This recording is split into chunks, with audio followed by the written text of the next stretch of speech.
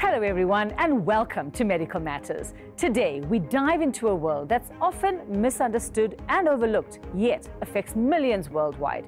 According to the World Health Organization, by 2050, it's projected that nearly 2.5 billion people will experience some degree of hearing loss, with over 700 million needing hearing rehabilitation.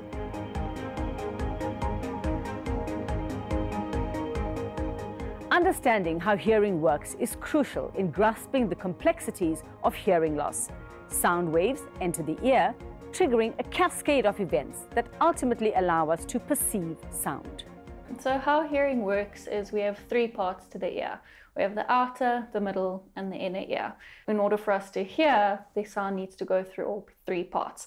So the outer ear is made up of what we can see, the external ear. It captures the sound and sends it into the ear canal. In the middle ear, the sound vibrates the eardrum, sends it across three little bones into the inner ear. There, those vibrations, those sound waves, are captured by little hair cells that we have, which move and send a message to the brain to say, I'm hearing something. There's more than one type of hearing loss, each with its own set of challenges. From issues in the outer or middle ear to problems in the inner ear or auditory nerve. So we have three different types of hearing loss: our conductive hearing loss, our sensory neural hearing loss, and our mixed hearing loss. So that comes back to the different parts of the ear.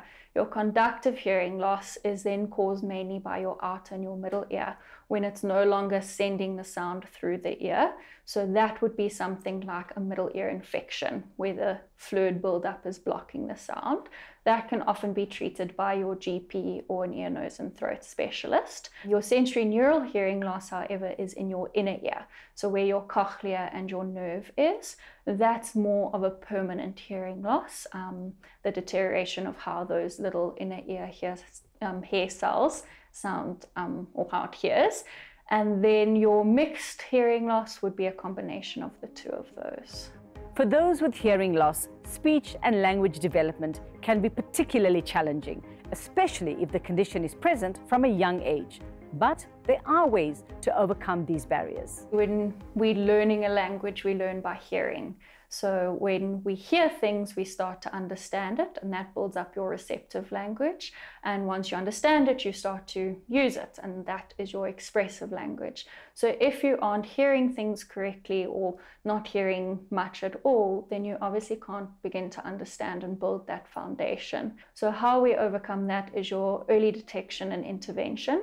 Diagnosing hearing loss early is crucial for effective management. Hearing aids to cochlear implants. There are a variety of options available to help individuals reclaim their hearing. We often start with screenings. What that is, it's more of a quick assessment to see, is there something that we should be concerned about? Once we've done a screening, we can then do a full diagnostic assessment.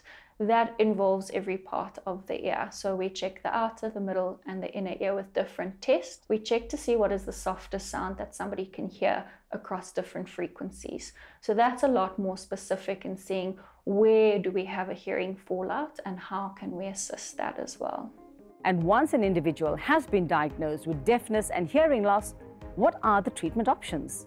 So your conductive hearing loss would be first a consultation with your GP, your general practitioner, or a consultation with your ENT, your ear, nose and throat specialist, to see what is causing that obstruction, what is causing the sound to not be carried through. Your sensory neural hearing loss, when it's more mild to moderately severe, we would look at hearing aids to amplify the sounds that you specifically are missing out on.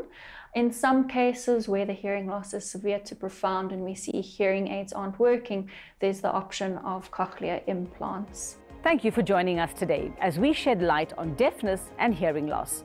Remember, understanding and compassion are key in creating a world where everyone has the opportunity to hear and be heard. Until next time, take care.